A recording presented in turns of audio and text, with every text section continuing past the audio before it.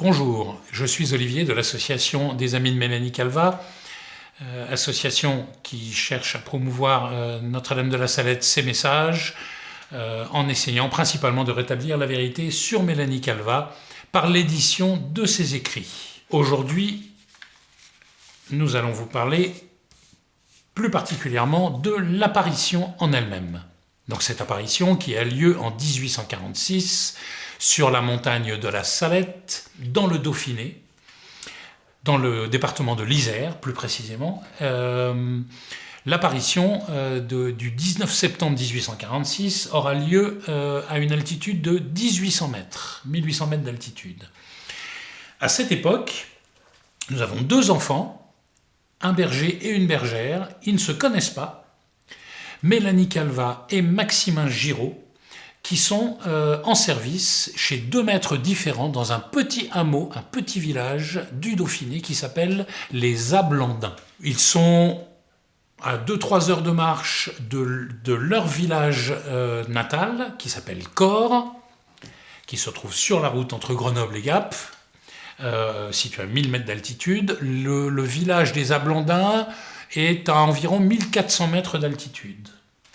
Les enfants travaillent donc chez des maîtres à garder des animaux. En l'occurrence, là, ils gardent des vaches. Mélanie a 15 ans, Maximin, lui, a 11 ans.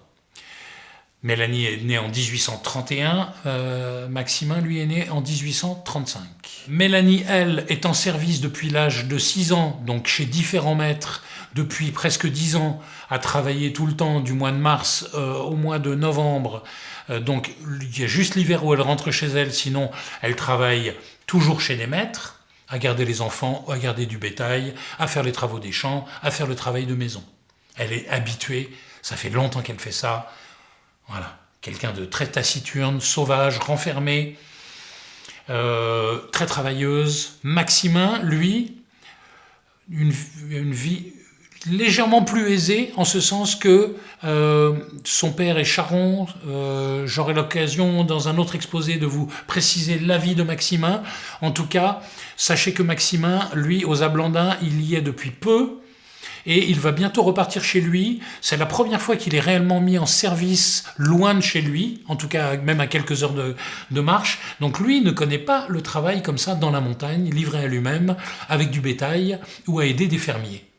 C'est la raison pour laquelle, la veille de l'apparition, donc le 18 septembre, Mélanie, elle, commence à partir sur les hauteurs, parce qu'il fallait qu'ils aillent dans les pâturages, à 1300-1400 mètres d'altitude, les villageois cultivent, et il faut aller sur les hauteurs, où il y a de l'herbe rase, pour faire paître les animaux.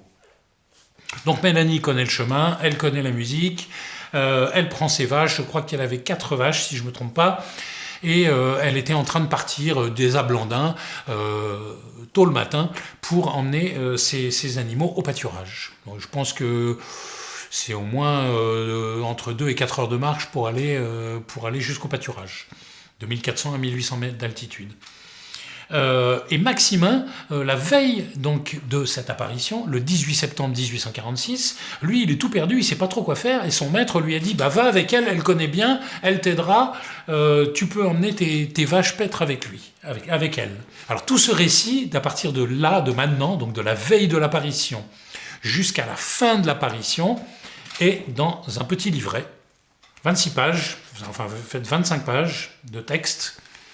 Et ça, c'est un livret qui a reçu une imprimature, donc tout ce récit a reçu l'imprimature en 1879, et c'est le récit de Mélanie, donc de la bergère, la petite voyante de la Salette, qui raconte depuis la veille de l'apparition jusqu'à la fin de l'apparition. Maximin donc appelle Mélanie et lui dit emmène-moi avec toi, il faut que j'aille faire paître mes vaches, je ne sais pas comment m'y prendre, emmène-moi avec toi, je serai bien sage, il faut que tu m'aides. Et Mélanie, elle, très taciturne, qui n'avait pas l'habitude, elle dit dans son texte, c'est très joli comme elle l'écrit, je ne jouais avec personne, je ne parlais avec personne, je lui ai fait vaguement signe de s'en aller et j'ai continué mon chemin. Elle ne voulait même pas le regarder, elle ne voulait même pas lui parler. Mais Maximin insiste. Maximin, lui, par contre, très jovial, très sociable, pas du tout taciturne, lui voulait vraiment suivre Mélanie. Donc il insiste, à nouveau elle l'envoie balader, et il finit par insister tellement qu'elle dit dans le texte « j'ai fini par en avoir pitié et je l'ai emmené avec moi ». Donc, les voilà tous les deux partis la veille de l'apparition, et c'est là qu'ils font connaissance. Ils emmènent sur les hauteurs leurs vaches. Il se passe différentes petites péripéties assez drôles, puisqu'ils sont de caractères très opposés. Donc Mélanie raconte ça, je trouve c'est assez drôle. Maximin veut faire des jeux, Mélanie veut absolument pas faire des jeux. Maximin veut parler tout le temps, elle veut pas parler. Elle parle avec ses fleurs du bon Dieu, vous voyez, elle parle avec les fleurs, et Maximin vient se moquer d'elle en lui disant comment tu parles aux fleurs, elles peuvent pas te répondre. Voilà, donc Maximin se moque de Mélanie. Ça, c'est la veille de l'apparition. Le jour de l'apparition, le 19 septembre, c'était un samedi, veille de Notre-Dame des Sept Douleurs. Vous voyez, toutes ces choses, pour les gens qui sont dans la symbolique, ont leur importance. Voilà les enfants, comme la veille, repartis avec leurs vaches, pareil le matin. Et là, ils partent donc dans la montagne des Ablandins, ils montent derrière, et ils en montent sur la hauteur, là-bas,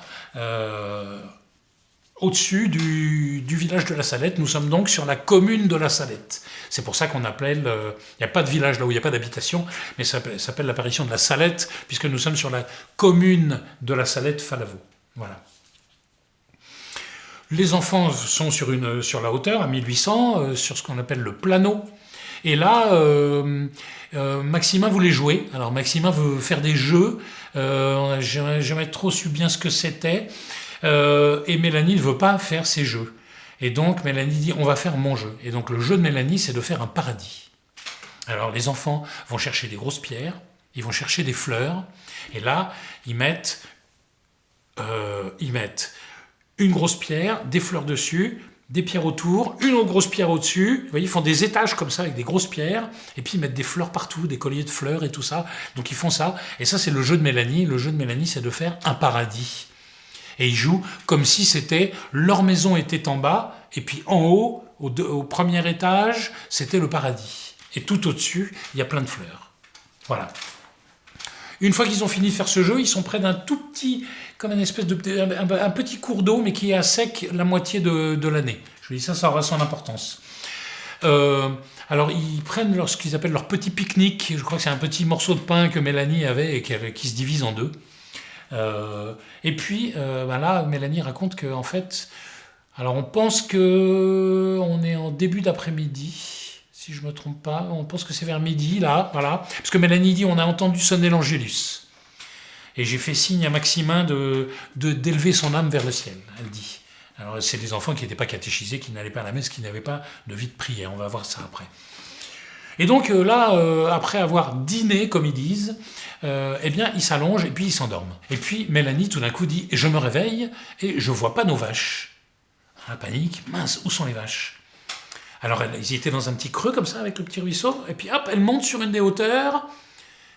Alors Maximin, lui, la voit, et qui se réveille, hop, il la suit, elle monte sur la hauteur, et là, elle voit les vaches, qui étaient un petit peu plus loin, elle la voit la rassurer. Alors, et au moment où elle va revenir là où ils étaient, Maximin, lui, est en train de monter, et là, elle voit une grande clarté sur leur paradis. Vous voyez, donc en bas, là d'où elle venait, tout d'un coup, il y a une grande clarté, et il y a à l'intérieur de cette clarté, une autre grande clarté encore plus lumineuse, et dans cette clarté émane d'une dame qui est assise avec les coudes sur ses genoux et la tête dans les mains et qui semble pleurer. Voilà, je pense que vous voyez bien l'attitude dans laquelle les enfants voient cette dame, vous voyez, depuis la montagne, dans une grande clarté. Alors les enfants sont un petit peu apeurés. Mélanie, si je ne me trompe pas, lâche son bâton. Elle dit « Oh, j'ai vu ça, j'étais attirée. Il se passait quelque chose en moi, donc il se passe quelque chose en elle. » À ce moment-là, en voyant cette clarté, mais Maximin, lui, a plutôt peur. Alors Maximin, lui, vient à côté de Mélanie, et puis il lui dit « Tiens, prends mon bâton, puis si c'est méchant, tu tapes dessus. » Et là, Mélanie raconte qu'en fait, donc, la dame qui était assise, donc, en train de... Voilà, dans cette position, se lève, elle avança et elle nous appela, elle a dit « Venez mes enfants, n'ayez pas peur, je suis là pour vous raconter une grande nouvelle. » et elle a croisé médiocrement les bras, elle a commencé à nous parler, et de grosses gouttes ont commencé à couler le long de son visage. Il y a 3 positions relayées lors de l'apparition de Notre-Dame à la Salette. On dirait Notre-Dame plutôt des 7 douleurs, en pleurs comme ça, assise. Il y a Notre-Dame de la conversation, c'est Notre-Dame debout, les bras croisés, qui pleure en permanence et qui parle aux 2 enfants. C'est là qu'elle va leur donner les messages dont nous allons parler. Et enfin, après, elle s'éloignera, elle montera sur la hauteur où je vous ai dit que Mélanie était montée voir ses vaches. Elle monte sur cette hauteur, elle s'élève un petit peu du sol, Mélanie dit à 1 mètre, 1,50 m du sol, et là, elle monte et elle disparaît. Et là, on l'appelle Notre-Dame de l'Assomption. Voilà. C'est important de retenir ces 3 différentes positions dans lesquelles peut être représentée Notre-Dame à la Salette. On dit que le chemin qu'a fait Notre-Dame en passant de Notre-Dame de Conversation à Notre-Dame de l'Assomption sur la hauteur reproduit exactement le chemin qu'a pris notre Seigneur Jésus-Christ lors du chemin de croix, de sa passion. D'ailleurs, maintenant, sur les lieux, il y a un chemin de croix qui est refait sur le chemin qu'a pris Notre-Dame. Je reviens à l'apparition en elle-même, Notre-Dame qui croise les bras et qui dit aux enfants « N'ayez pas peur, je vais vous raconter une grande nouvelle ». Et là, Notre-Dame se met à parler aux 2 enfants. Et il est important de comprendre que lors de l'apparition de la Salette, on peut dire qu'il y a 3 messages qui sont donnés. Il y a un message qu'on appelle le message public. Le message public, c'est Notre-Dame qui l'a donné aux 2 enfants qui l'entendaient. Elle va commencer par ça, elle va commencer par parler aux 2 enfants. Elle va commencer en français, puis continuer en patois, et ensuite elle reprendra en français. Toujours est-il que les enfants qui, au moment de l'apparition, ne parlaient que le patois, ils ne savaient pas dire un mot de français, après l'apparition, ils parlent français couramment. Donc les enfants ont un message public, c'est ce message qu'ils vont commencer à dire tout de suite après l'apparition. Pris séparément, ils répéteront toujours exactement la même chose, mais j'y reviendrai. Et à chacun des enfants, Notre-Dame va aussi donner un secret. Donc un secret va être donné à Maximin, un secret va être donné à Mélanie. C'est un secret dans ce sens que Maximin dira « Pendant que Notre-Dame donnait le secret à Mélanie, je n'entendais rien, mais je voyais ses lèvres bouger. » Et Mélanie dira la même chose. On va se concentrer là, aujourd'hui, sur ce message public et l'apparition en elle-même. Nous aurons l'occasion, lors d'autres, vous pouvez voir sur notre chaîne d'autres interventions qui parlent de ces secrets. Principalement, dans ce message public, Notre-Dame vient aborder les 2e et 3e commandements, c'est-à-dire le blasphème et le respect du dimanche, de ne pas travailler le dimanche, d'aller à la messe le dimanche. Notre-Dame dit bien qu'à la messe le dimanche, il n'y va que quelques femmes âgées, que les hommes travaillent dans les champs, que du fait qu'ils travaillent dans les champs, du fait de leur péché, eh ben les récoltes sont mauvaises, mais ça c'est à cause d'eux. Et comme les récoltes sont mauvaises, ils se mettent à blasphémer et ils jurent en mettant au milieu le nom de mon fils, elle dit. Donc en fait, ils se mettent à blasphémer, à dire... Vous voyez, au milieu de gros mots, ils mettent le nom de Dieu ou le nom de Jésus au milieu. Elle dit, et c'est ça qui attire tant la colère de mon fils, et son bras est devenu si lourd que je ne peux plus le retenir. Je vous ai donné 6 jours pour travailler, je me suis réservé le 7e et on ne veut pas me l'accorder. Vous voyez, souvent les gens ont du mal à comprendre. À nouveau, des gens qui veulent discréditer la Salette disent, comment ça se fait, les 6 jours pour travailler, c'est du lundi au samedi, et le dimanche... Je me suis réservé le 7e. Mais en fait, c'est Dieu le Père qui s'est réservé le 7e. Ah oui, mais Notre-Dame parle au nom de Dieu. Au nom de Dieu, comme on dit. Notre-Dame, il n'y a pas d'équivoque, en fait. Il y a des gens qui disent « Ah ben non, le 7e jour de Notre-Dame, c'est en fait le samedi. » C'est des gens qui ne comprennent pas, en fait, le sens. Notre-Dame dit... Mon peuple ne veut pas se soumettre, si mon peuple ne veut pas se soumettre, je suis forcé de laisser aller la main de mon fils. Elle est si lourde et si pesante que je ne puis plus la retenir. Et elle dit des choses qui sont fortes quand même. Depuis le temps que je souffre pour vous autres, si je veux que mon fils ne vous abandonne pas, je suis chargé de le prier sans cesse. Et pour vous autres, vous n'en faites pas cas. Vous aurez beau prier, beau faire, jamais vous ne pourrez récompenser la peine que j'ai prise pour vous autres. Elle reproche aussi le fait que les gens ne suivent pas les jeûnes de l'Église. Elle dit notamment plus tard dans ce même message public, et pendant le carême, elle se plaint aux enfants, et pendant le carême, ils vont à la boucherie comme les chiens. Et c'est quand même, on n'a pas l'habitude d'entendre la Sainte Vierge parler comme ça. Et de nous, en fait, les fidèles, de ceux qui respectent pendant le carême, vont à la boucherie comme les chiens. C'est quand même dur. Notre-Dame va demander aux enfants de faire passer son message à tout son peuple. C'est important, à la fin de tous les messages publics comme les 2 messages privés, les 2 secrets, comme on dit, après, Notre-Dame va reprendre encore une partie du message public et va dire aux enfants, eh bien, mes enfants, vous le ferez passer à tout mon peuple. Elle donne bien l'ordre formel aux 2 enfants, c'est comme ça qu'ils l'ont compris, d'essayer de faire passer ce message à tout le monde, au monde entier. Et ensuite, elle va traverser le petit ruisseau, quand elle va monter pour aller à Notre-Dame de l'Assomption, et après avoir passé le ruisseau, elle va redire, sans se retourner, « Mes enfants, vous le ferez passer à tout mon peuple ». Mélanie dira plus tard que, quand elle l'a dit la 2e fois, ça s'adressait à son secret. J'y reviendrai plus tard. La Sainte Vierge, s'ils se convertissent, les pierres et les rochers se changeront en blé. En fait, elle dit, les hommes ont oublié que tous les malheurs qui arrivent sur la terre sont dus au péché des hommes.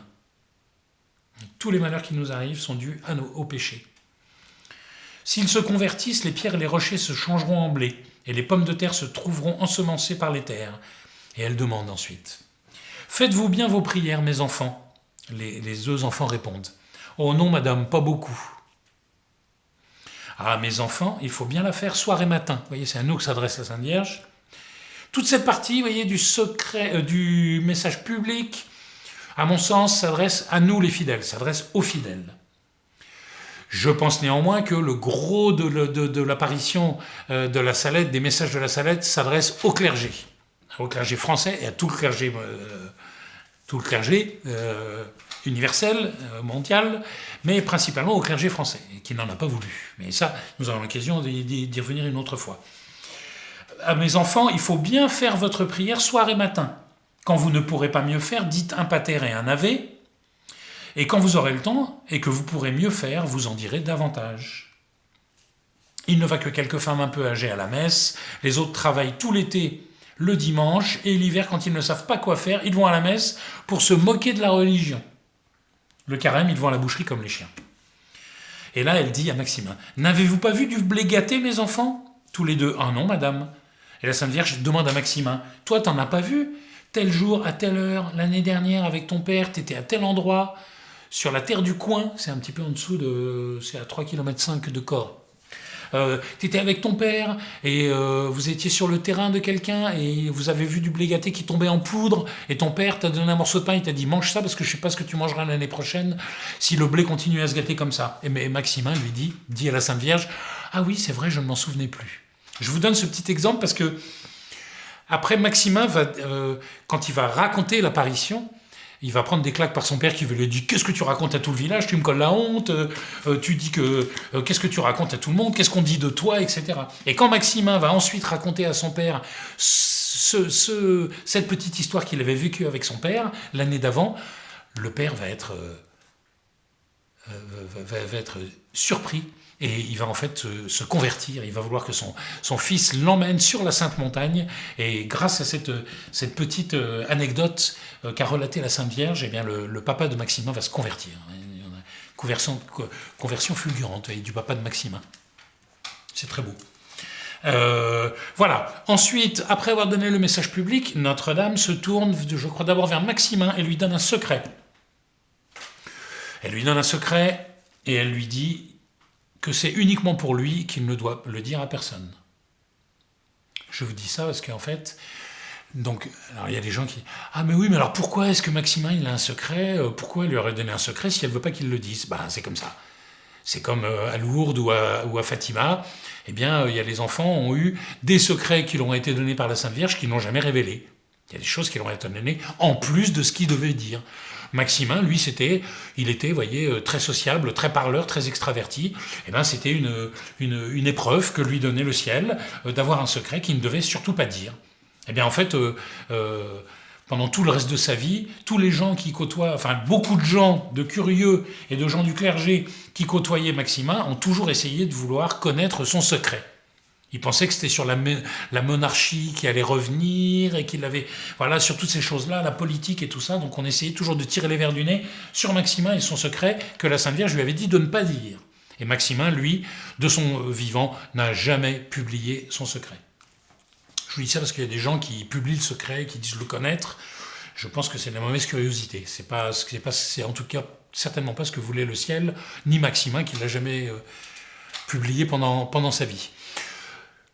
Mais Notre-Dame va ensuite donner un secret beaucoup plus long à Mélanie. C'est pour ça qu'on dit que Mélanie est la voyante principale de l'apparition. Et elle va donner quelque chose de très long à Mélanie. Et Mélanie, par contre, elle va lui dire ce secret ne sera pas toujours secret. Vous pourrez le publier à partir de 1858. Donc, 12 ans après l'apparition. À partir de 1858, vous le publierez. Mélanie, ce que je vais vous dire maintenant ne sera pas toujours secret, vous pourrez le publier en 1858. Et boum. Et là commence le secret dont je parlais, je vous parle dans une autre vidéo. Notez que dans ce tout petit livret, qui vaut 3-4 €, eh bien, il y a tout le secret de Mélanie qui est dedans. Voilà.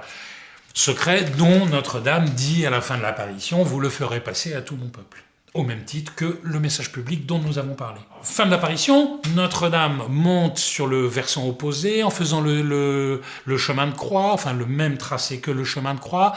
Elle arrive en haut, Mélanie dit... j'ai oublié un truc qui est quand même quelque chose d'important. Pendant que Notre-Dame parlait à Mélanie, donnait le secret à Mélanie, alors apparemment Maximin, qui au début, apparemment il a mis du temps à enlever son chapeau. Il avait son chien Loulou qui était à ses pieds, et puis il avait son bâton de berger qu'il avait voulu donner à Mélanie. Tu tapes dessus si c'est méchant. Et puis il avait son chapeau dessus, et pendant que Notre-Dame parlait, il faisait tourner son chapeau. C'est Mélanie qui racontera ça plus tard aux bonnes sœurs. Je trouve ça assez drôle. Et pendant que Notre-Dame donnait à Mélanie son secret, Maximin, lui, s'ennuyait. Donc avec son bâton, il poussait des pierres en direction des pieds de Notre-Dame. Et Mélanie racontera ça aux bonnes sœurs, et Maximin se plaindra en disant « Ouais, elle n'avait pas besoin de vous raconter ça. Puis de toute façon, il n'y a aucune pierre qui a touché la Sainte Vierge. » Voilà, ça c'est Maximin. Et je vous dis ça parce que quand Notre-Dame traverse le ruisseau, monte, et puis s'élève à 1,50 m du sol, avant de disparaître, donc elle avait des roses à ses pieds, elle avait des roses partout, il y a une description, je vais vous en parler, eh bien, Mélanie dit, elle a regardé à droite et elle a regardé à gauche. Et Mélanie dira, elle regardait Paris et Rome. Je vous en reparlerai, ce sont des choses qui sont mentionnées dans le secret de Mélanie. Donc vous verrez ça sur notre vidéo concernant le secret de Mélanie. Et elle commence à s'élever dans les airs, et là Maximin lui saute, et il veut attraper au pied de Notre-Dame. Il y avait des roses, et des roses mystiques surnaturelles, vous voyez, qui étaient là, Mélanie les décrit, vous voyez, elles étaient toutes lumineuses, d'une lumière qui n'est pas de ce monde, vous voyez, des roses qui changeaient de couleur et qui changeaient de position, vous voyez, tout ça c'est une apparition surnaturelle. Et Maximin, quand Notre-Dame s'est élevée en l'air, a commencé à disparaître, il a sauté pour essayer d'attraper une des roses, il a dit « mais j'y suis pas arrivé ». Et puis après, il dira, quand ils redescendent, après les enfants redescendent, et quand ils redescendent, Maximin demandera à Mélanie... Tu sais pourquoi elle a dit... parce qu'en fait, donc Notre-Dame disparaissait au fur et à mesure qu'elle s'élevait, elle disparaissait. Tu sais pourquoi elle a disparu? Parce qu'elle ne voulait pas qu'on sache où elle allait. Voilà ce qu'il a dit. Et puis alors Maximin, très drôle, sur la descente. Donc après, les enfants restent un petit peu là-haut, voilà, sur le planeau. Et puis ensuite, ils prennent leur vache, ils redescendent. Et Maximin dit à Mélanie, « Mélanie, c'est quoi ton secret? Tu me le dis, ton secret ?» Et Mélanie lui dit, « Non, elle m'a dit de pas le dire, je te le dirai pas. » Et Maximin, du coup, vexé, qui lui dit « Eh bien, puisque c'est comme ça, moi non plus, je te dirai pas non plus mon secret. » Voilà, ça c'est les enfants tout innocents mais qui redescendent. Alors cette anecdote, elle n'est pas dans ce petit livret, elle est dans un livre qu'a écrit Mademoiselle de Brulay. C'est un livre que vous trouverez sur notre site, mélanie-de-la-Salette.fr.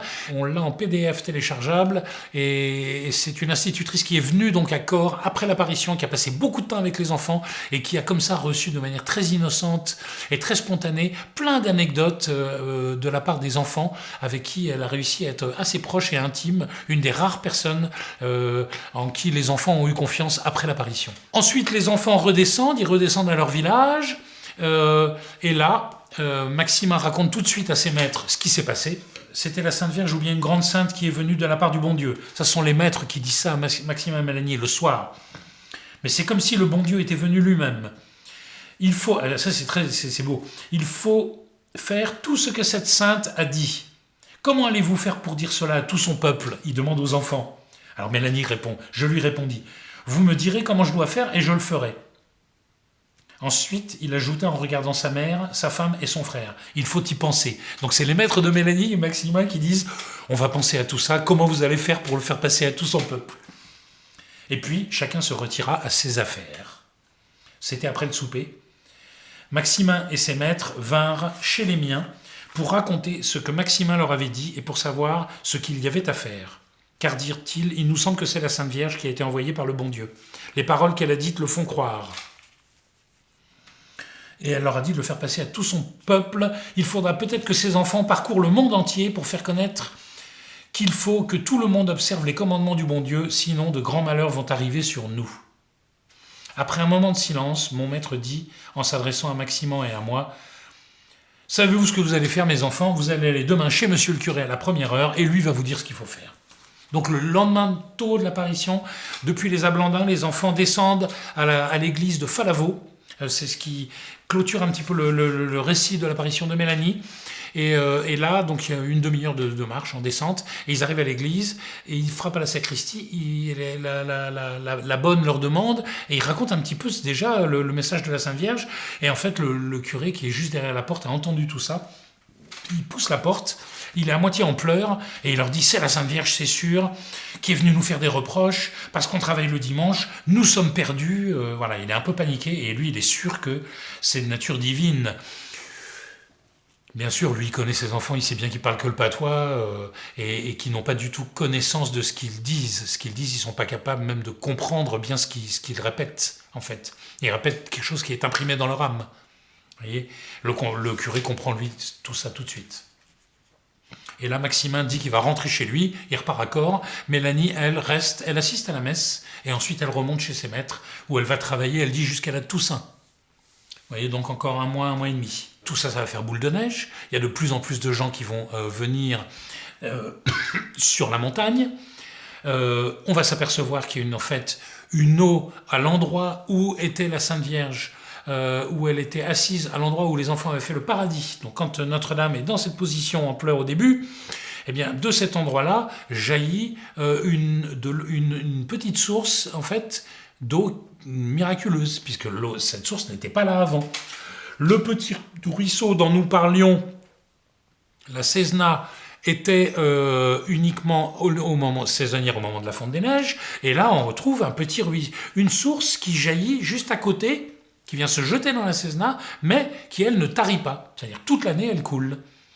Alors je vous dis ça parce que rapidement des gens vont... en fait, c'est le public, c'est les fidèles qui vont, en écoutant les récits des enfants, et des enfants, ça va faire boule de neige, ça va partir dans la vallée, ça va remonter jusqu'à Grenoble, tout le monde va en parler, les curés en parlent, tout le monde se pose des questions, beaucoup de gens sceptiques, notamment des ecclésiastiques, viennent, questionnent les enfants, séparément, ensemble, font des recoupements, essayent de voir les erreurs des enfants.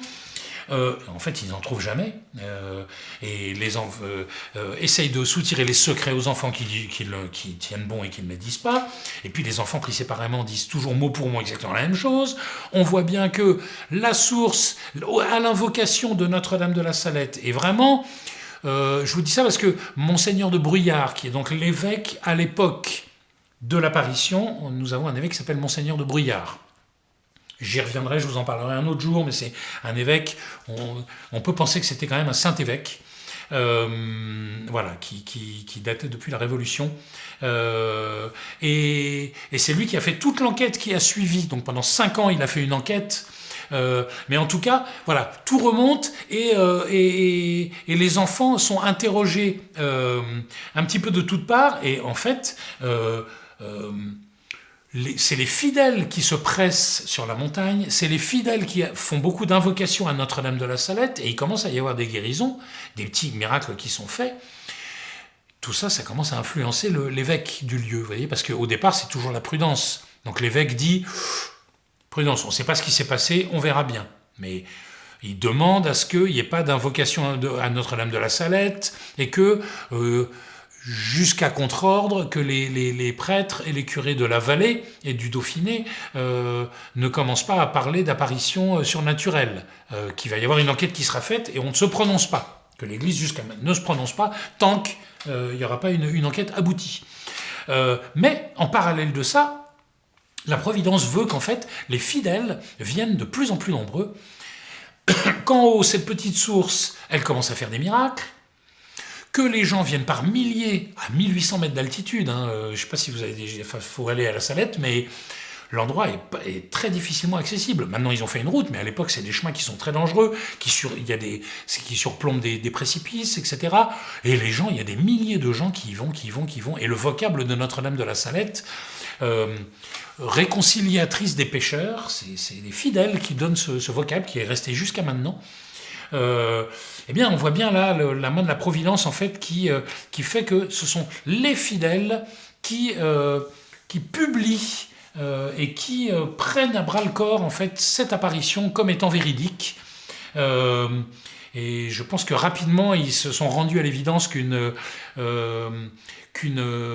fontaine qui commence à faire des miracles, des invocations qui font des miracles, et des enfants complètement analphabètes qui connaissent que le patois et qui parlent ensuite français couramment et qui répètent exactement la même chose alors qu'ils sont complètement illettrés et qui disent des choses assez théologiques juste après l'apparition, les gens se rendent à l'évidence que là, il y a forcément quelque chose de surnaturel et de surnaturel divin.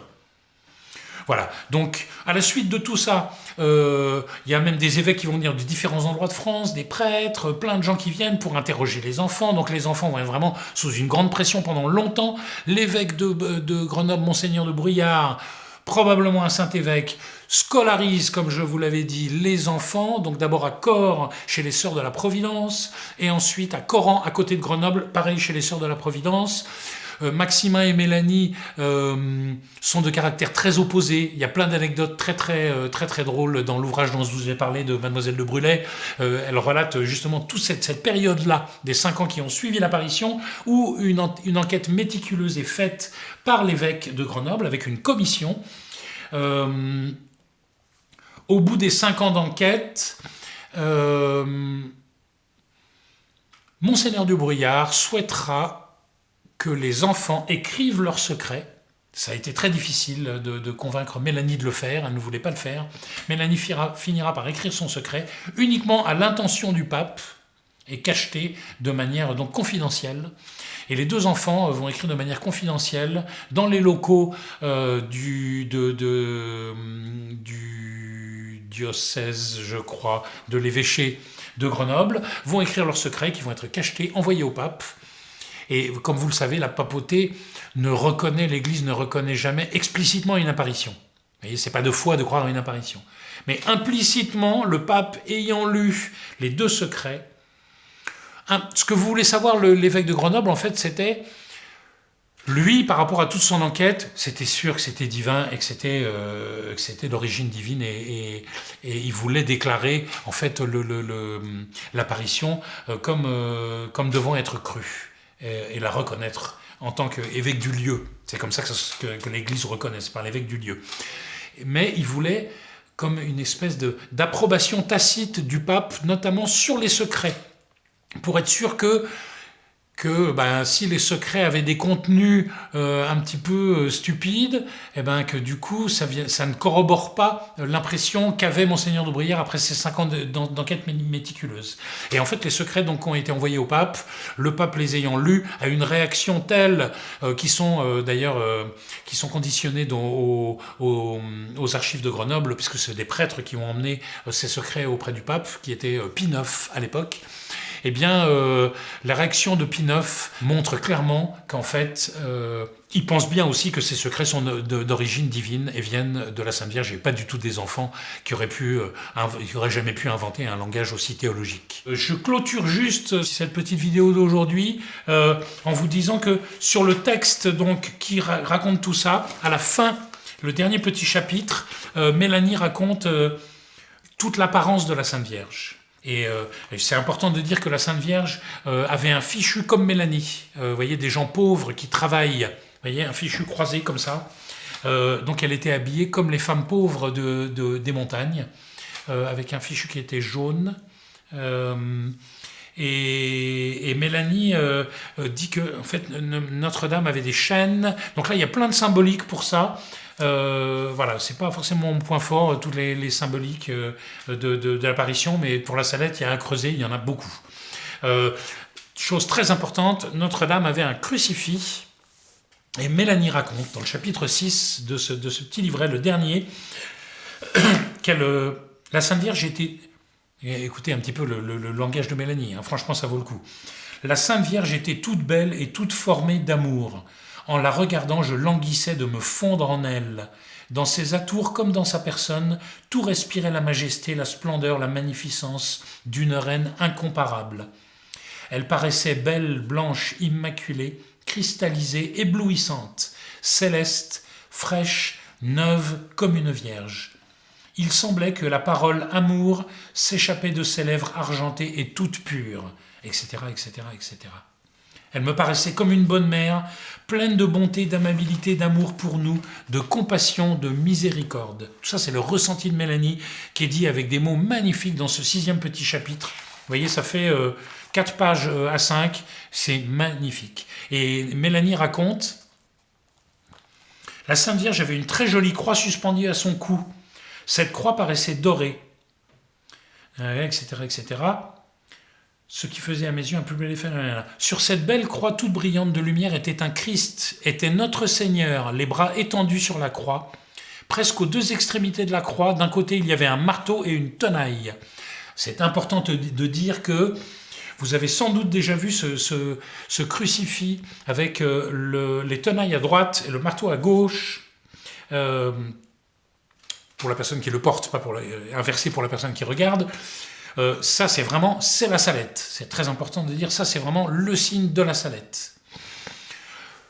Dans la symbolique, alors il y en a probablement d'autres, mais la plus simple, c'est que le marteau est à gauche, c'est pour ceux qui ont crucifié notre Seigneur, et qui, au jour du jugement dernier, seront les condamnés, et puis les maudits. Et puis à droite sont les tenailles qui sont pour ceux qui ont enlevé les clous de notre Seigneur et qui seront au jugement dernier les élus.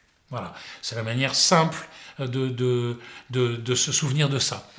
C'est très très important ce symbole qui surprend souvent du marteau et de la tenaille sur le crucifix de la Salette. Je vous dis ça parce que, et j'en parle dans d'autres vidéos, c'est un des sujets centres au cœur de l'apparition de la Salette. Mais en fait, Notre-Dame dira, parce que bon, vous verrez que la Salette est liée aux apôtres des derniers temps, et qu'en fait les apôtres des derniers temps porteront tous une croix comme la mienne, dira Notre-Dame. Je vous expliquerai ça lors d'une autre vidéo. Mais donc, les apôtres des derniers temps, qui va être un nouvel ordre religieux, qui est un ordre religieux à venir, eh bien, tous ces membres porteront une croix avec le marteau et la tenaille. Voilà. Je dis, si jamais vous les croisez, si vous croisez quelqu'un qui a une croix comme ça, c'est un apôtre des derniers temps. Je continue juste pour terminer. Le Christ était couleur de chair naturelle, mais il brillait d'un grand éclat, et la lumière qui sortait de tout son corps paraissait comme des dards très brillants, qui me fendaient le cœur du désir de me fondre en lui. Quelquefois le Christ paraissait être mort, il avait la tête penchée et le corps était comme affaissé, comme pour tomber, s'il n'avait pas été retenu par les clous qui le retenaient à la croix. J'en avais une vive compassion et j'aurais voulu redire au monde entier son amour inconnu et infiltré dans les âmes des mortels, l'amour le plus senti et la reconnaissance la plus vive envers un Dieu qui n'avait nullement besoin de nous, etc., etc., etc. Et donc en fait, elle décrit, d'autres fois, le Christ semblait vivant, il avait la tête droite, les yeux ouverts, vous voyez, c'est incroyable, très méconnu ça aussi dans la Salette. Pendant l'apparition, Notre-Dame est là, vous voyez, et là, Notre-Dame de Conversation qui parle aux enfants. Et bien Mélanie raconte après que, en fait, là, il y a Jésus qui est sur son crucifix, il a l'air vivant, parfois il est mort et parfois il bouge et il les regarde. Et c'est incroyable. Et paraissait être sur la croix par sa propre volonté. Quelquefois, il paraissait parler. Il semblait vouloir montrer qu'il était en croix pour nous, par amour pour nous attirer à son amour, qu'il a toujours un amour nouveau pour nous, etc., etc., etc. La Sainte Vierge pleurait presque tout le temps qu'elle me parla. Ses larmes coulaient une à une, tellement, lentement jusque vers les genoux. Et alors elle dit après, les larmes de notre tendre mère, loin d'amoindrir son air de majesté, semblaient au contraire l'embellir. Elle disait, je voulais manger ses larmes, voyez, etc. Je vous dis tout ça juste rapidement. Vous voyez qu'il y a tout un récit de Mélanie, de l'apparition, qui est très très méconnu, et qui est vraiment tout ça dans ce petit livret, avec en plus le secret. Franchement, ça vaut vraiment le coup de se le procurer. Sur notre site, donc, je conclus, Mélanie de la Salette, eh bien, vous trouverez ce texte en PDF gratuit téléchargeable. Il faut absolument l'avoir. Il faut absolument le lire. Je vous rappelle de ne pas hésiter à vous abonner à notre chaîne. Nous allons sortir de plus en plus de vidéos. Allez sur notre site, contactez-nous et vous trouverez sur notre site un éventail d'ouvrages, ceux qui nous paraissent les plus importants, et également ce que nous publions en tant qu'association des Amis de Mélanie Calvat. Je vous remercie pour votre attention aujourd'hui.